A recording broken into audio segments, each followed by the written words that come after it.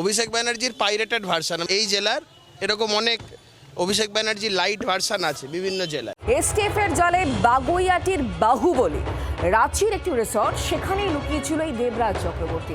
সেই রিসর্টে বিনিয়োগ করেছিল এই দেবরাজ। ঝাড়খণ্ড সীমানার কাছে ওই রিসর্ট। হোটেল রুমে দেবরাজের সঙ্গে এক যুবক ছিলেন। ওই যুবককে ট্র্যাক করে দেবরাজের খোঁজ পেয়েছে পুলিশ। গত 10 দিনে কালিম্পং থেকে পর ডেরা বদল করেছে দেবরাজ। গত মাসের 16 তারিখ থেকেই ডেরা বদল দেবরাজের। হাইকোর্টের রক্ষা কবচ খারিজের পর ফোনও বন্ধ ছিল এই দেবরাজে। তবে শেষ রক্ষা হয়নি, তাকে পুলিশ ধরতে পেরেছে।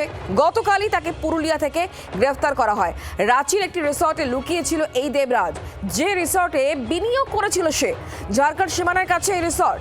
হোটেল রুমে দেবরাজের সঙ্গে এক যুবক ছিলেন এবং এই যুবককে ট্র্যাক করে, তার ফোন ট্র্যাক করে কিন্তু এই দেবরাজের খোঁজ পায় পুলিশ।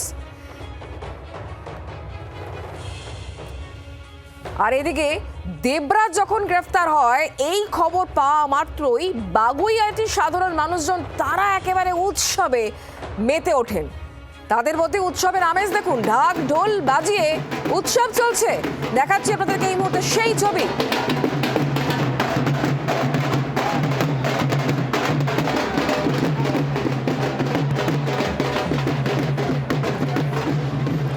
কথা বলবো, আমাদের সঙ্গে এই মুহূর্তে রয়েছেন আমাদের প্রতিনিধি সৌমেন এবং অয়ন ঘোষাল। অয়নের কাছ থেকে আমি এটাই জানার চেষ্টা করবো, অয়ন, যে দেবরাজকে পুলিশ খোঁজ করছিল, যে দেবরাজ পালিয়ে বেড়াচ্ছিল, সেই দেবরাজকে পুলিশের হাতে ধরা দিতেই হলো।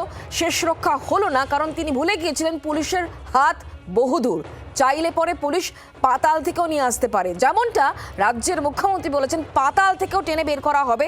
যারা দোষী, যারা দুষ্কৃতী, যারা গুন্ডা, তাদের কাউকে ছাড়া হবে না। একটা কথাই তো আছে, crime does not pay. Debraj Chakraborty যেই মুহূর্তে বুঝে যান যে তার গ্রেফতারি আসন্ন, তিনি 3টে কাজ করেন। এক, তিনি নিজে যে মোবাইল ফোনটি বরাবর ব্যবহার করে আসতেন সেটি সুইচ অফ করে দেন। 2, তিনি কলকাতা ছাড়েন। এরই মধ্যে তিনি তার এক ঘনিষ্ঠ বন্ধুর মারফত আইনজীবী অ্যাপয়েন্ট করেন এবং যে আইনজীবী তার এবং তার স্ত্রী অদিতি মুন্সি দুজনেরই রক্ষা কবচ চেয়ে হাইকোর্টে মামলা দায়ের করে। অদিতি মুন্সি সদ্যজাত সন্তানের দোহাই দিয়ে রক্ষা কবচ পান, দেবরাজ চক্রবর্তী পান না। যেই মুহূর্তে রক্ষা কবচটি খারিজ হয়ে যায়, দেবরাজ চক্রবর্তী বুঝে নেন তার গ্রেপ্তারি আসন্ন। এরপর তিনি পালাতে শুরু করেন। তার পালানোর রুটটা কি? কলকাতা থেকে কালিম্পং, কালিম্পং থেকে রায়গঞ্জ, রায়গঞ্জ থেকে রাঁচি, রাঁচি থেকে পুরুলিয়া বাংলা সীমান্ত। কিন্তু এর মধ্যে যার ফোন ব্যবহার করে দেবরাজ চক্রবর্তী লয়ার অ্যাপয়েন্ট করেছেন, দেবরাজ চক্রবর্তী তার ঘনিষ্ঠদের সঙ্গে যোগাযোগ রেখেছেন, তারই ঘনিষ্ঠ বন্ধু, এই ঘনিষ্ঠ বন্ধুর মোবাইল টাওয়ার ট্র্যাক করে শেষ পর্যন্ত এসটিএফ ঝাড়খণ্ড এবং পুরুলিয়া সীমান্তবর্তী একটি বিলাসবহুল রিসোর্ট, এই রিসোর্টের অন্যতম বড় অংশীদার দেবরাজ চক্রবর্তী, তার নিজের ইনভেস্টমেন্ট রয়েছে সেই রিসোর্টে, সেই রিসোর্ট থেকে তাকে গ্রেপ্তার করা হয়। শুধুমাত্র পোশাক বদলের সময়টুকু দেওয়ার পর কালো বিলম্ব না করে সেখান থেকে এসটিএফের আধিকারিকরা তাকে গাড়িতে তোলেন এবং তারপর সড়ক পথে আজ ভোর 4:45টায় সোজা তারা পৌঁছে যান এই বাগুইয়াটি থানায়।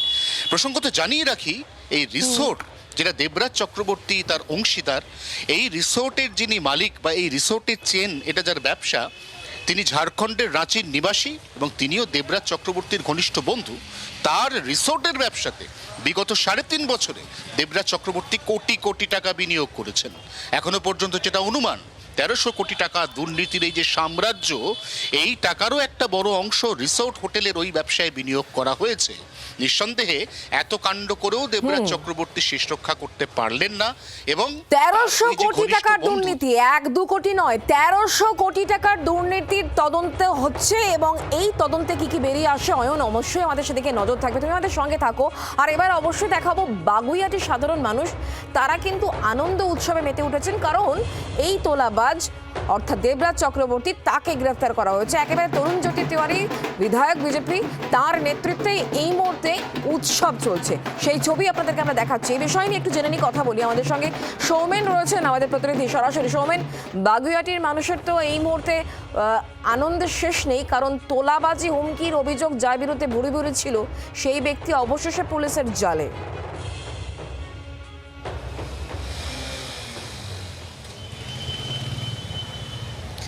দেখো একদমই তাই। গতকাল যখন দেবরাজ চক্রবর্তী তিনি যখন পুরুলিয়া থেকে তাকে যখন বেঙ্গল পুলিশের STF তাকে অ্যারেস্ট করে এবং তারপর থেকে আমরা যেমনটা দেখেছিলাম যে বিধায়ক তরুণজ্যোতি তিওয়ারি তিনি কিন্তু পথে নেমে পড়েন এবং তার সাথে বিজেপি কর্মী সমর্থকরাও বাজি ফাটিয়ে কিন্তু অকাল দীপাবলি পালন করেছিল।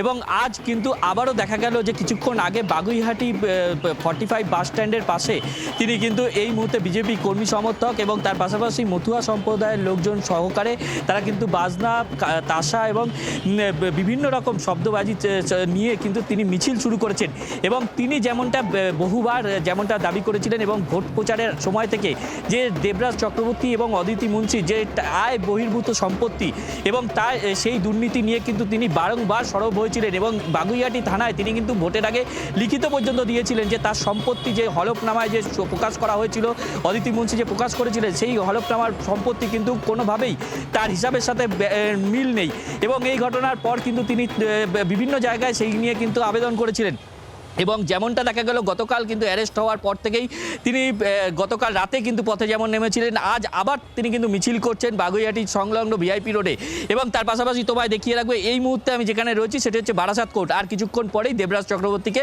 বাগুইহাটি থানা থেকে নিয়ে আসা হবে এবং এই মুহূর্তে কোর্ট চত্বর যেমনটা দেখাবো যে নিরাপত্তায় মুড়ে ফেলা হয়েছে। কারণ আমরা সম্প্রতি সময় যেমনটা দেখেছি বিভিন্ন আদালতে যখন কাউন্সিলর এবং তৃণমূলের যারা নেতা নেত্রী তারা অ্যারেস্ট হওয়ার পরে তাদেরকে যখন কোর্টে তোলা হয়েছে কোথাও ডিম থেরাপি তাদের ওপর অ্যাপ্লাই করা হয়েছে এবং কোথাও চোর চোর স্লোগান এবং সেই বিশৃঙ্খলা যাতে না সৃষ্টি হয় তার জন্য কিন্তু পুলিশ প্রশাসন থেকে ধরে তারা সবাই সতর্ক রয়েছে এবং যেমনটা আমরা দেখছিলাম আমাদের নজর থাকবে। তুমিও নজর রাখো। অনেক ধন্যবাদ আমাদের সঙ্গে সরাসরি থাকার জন্য অয়ন এবং সৌমেন।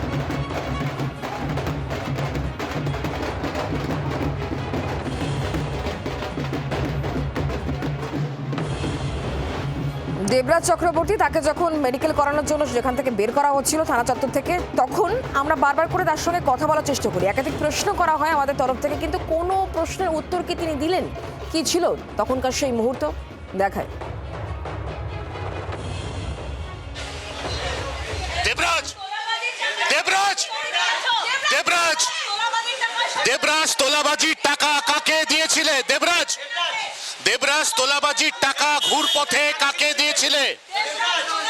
তোলাবাজির টাকা ঘুরপথে কাকে দিয়েছিলে? দেবরাজ দেবরাজ দেবরাজ দেবরাজ তোলাবাজির টাকা কাকে দিয়েছিলে? দেবরাজ দেবরাজ দেবরাজ দেবরাজ